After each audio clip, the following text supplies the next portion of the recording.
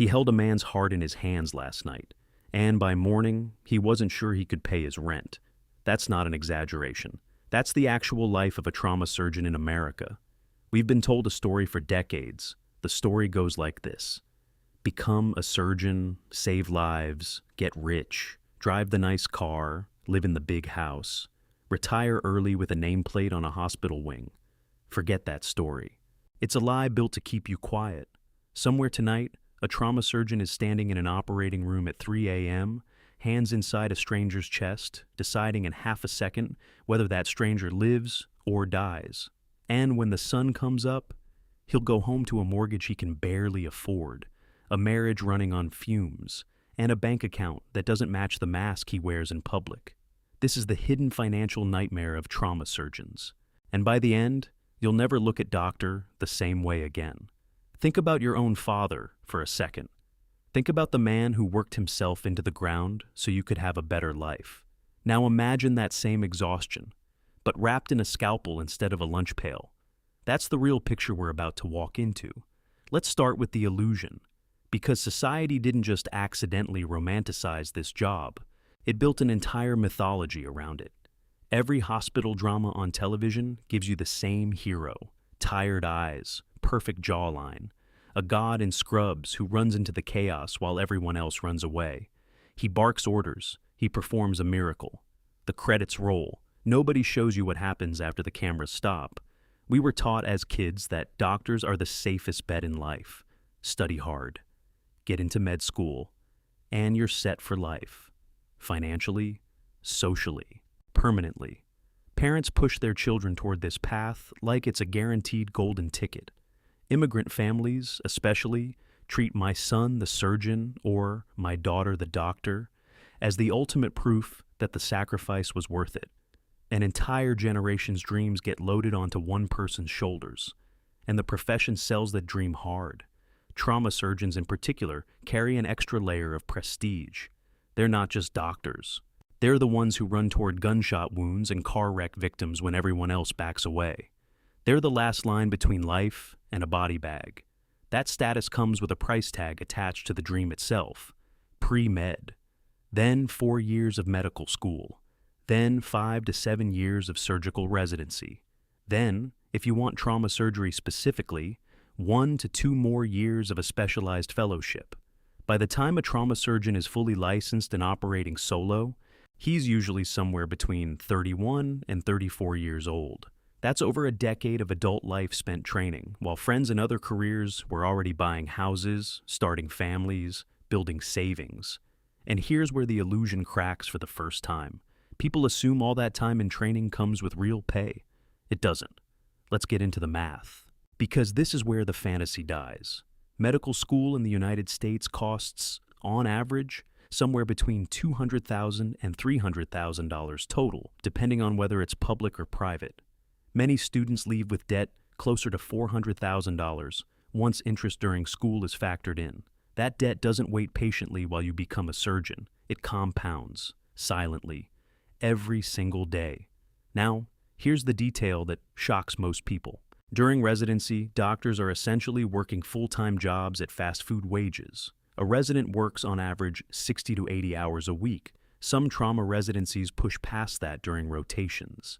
And the average resident salary in the U.S.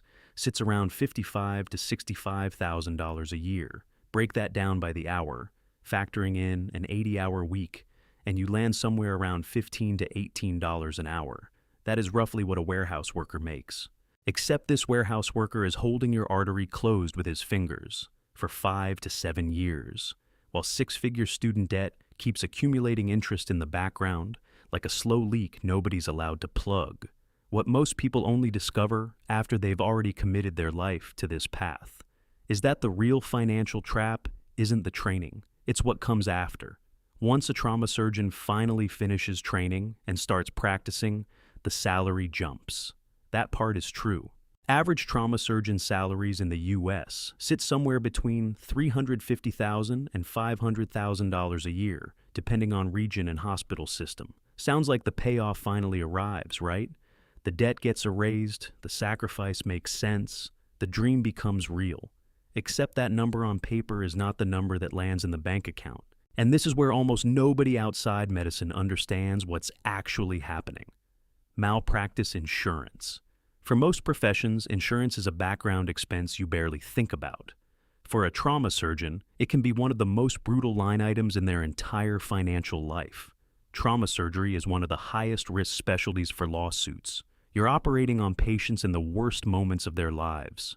Gunshot wounds, car crashes, falls, stabbings. Often without time to fully explain risks, without a calm consultation room, without the patient's full informed consent because they're unconscious and dying. If anything goes wrong, and in trauma, something always can, the surgeon becomes an instant target for litigation. Because of that risk, malpractice insurance premiums for trauma surgeons in high-risk states like Florida, New York, or Illinois can range from $100,000 to as high as $150,000 a year. Let that sit for a second. $150,000 a year. Just to be legally allowed to keep operating. That's before taxes, before student loan payments, before housing, before feeding a family. So, take that impressive $400,000 salary, subtract the malpractice insurance, subtract federal and state taxes, which for high earners in this bracket can eat 35 to 40%. Subtract minimum monthly student loan payments that can run $2,000 to $4,000 a month for over a decade. And suddenly that millionaire surgeon lifestyle looks a lot more like a stressed-out professional treading water in a very expensive current. Many trauma surgeons don't feel wealthy until their mid-40s. Some never fully catch up, especially if they took out loans for a second specialty fellowship or if they had children early in their careers. But the worst part was still coming, because the financial nightmare is only half the story. The real cost, the one nobody puts on a brochure, is what this profession does to the mind and the body. Trauma surgeons operate inside chaos as a daily occupation. Gunshot wounds, multi-car pileups, children pulled from collapsed buildings, victims of violence arriving in pieces, sometimes literally. There is a reason so many trauma surgeons quietly carry symptoms that overlap heavily with post-traumatic stress disorder, flashbacks of a patient bleeding out on the table, intrusive memories that surface during a quiet dinner or in the middle of the night for no clear reason. Hypervigilance that never fully switches off, even at home, even on vacation. Studies among trauma and acute care surgeons have found burnout rates estimated between 40 and 60%, depending on the hospital system and region. That means nearly half of the people holding your life in their hands, on any given night, are running on empty. Sleep deprivation compounds everything. Trauma surgeons often work 24 to 30-hour shifts, especially in high-volume trauma centers. The human brain was never designed to make split-second life-or-death decisions after being awake for a full day and night. Chronic sleep deprivation at that level has been linked to memory problems, emotional numbness, irritability, and a much higher risk of clinical depression. And this isn't a temporary phase during training. For many trauma surgeons, it's the permanent rhythm of an entire career. Now, add the marriages, add the missed birthdays, add the partners at home who married a person, and slowly watch that person get replaced by exhaustion, silence, and a phone that never stops ringing. Divorce rates among surgeons, particularly high-acuity specialties like trauma surgery, are consistently reported as higher than the general population. Some studies place surgeon divorce rates near 30% or higher, with trauma and emergency specialties often cited among the most affected. The job doesn't just take hours away from a family, it takes presence away. A surgeon can be sitting at the dinner table and still be replaying a death from 6 hours earlier in his head. And here's the layer almost nobody outside the profession understands: the legal fear that follows every single decision. Trauma surgery leaves no time for perfect documentation, careful bedside manner, or lengthy explanations. Decisions happen in seconds, and in the eyes of the legal system, seconds of hesitation can be framed as negligence, just as easily as seconds of action can be framed as recklessness. Malpractice attorneys specialize in finding that one moment, one incision, one judgment call, one line in a chart, and building a case around it. Surgeons know this. They carry it into every single operation. So, Imagine operating with two competing voices in your head at the exact same time. One voice trained for years to save this human being in front of you as fast as possible. The other voice, quieter but always present, reminding you that one wrong move could end in a lawsuit that could end your career. That tension doesn't turn off when the shift ends. Many trauma surgeons describe lying awake replaying surgeries, not just wondering if the patient will survive, but wondering if a lawyer somewhere is already building a file on what just happened in that room.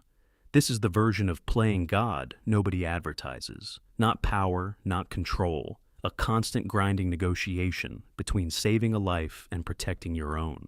So, let's ask the real question. What does it actually cost to hold that much power over life and death?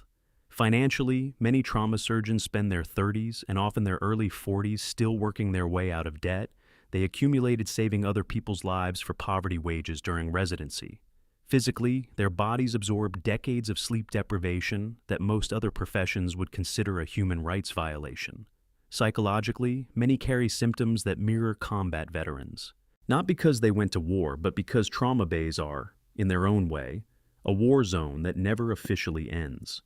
And personally, marriages fracture, children grow up remembering an empty chair at dinner more than a present parent, and friendships fade because there was never enough time left over to maintain them. Society calls these people heroes, untouchable, wealthy, superhuman, but strip away the white coat, and what's left is a human being who gave away roughly a decade of low pay, took on crushing debt, absorbed trauma most of us will never witness in a lifetime, and still wakes up every single day to do it again. Because somewhere, right now, someone is dying, and only they can stop it. So, here's the question worth sitting with, long after this video ends.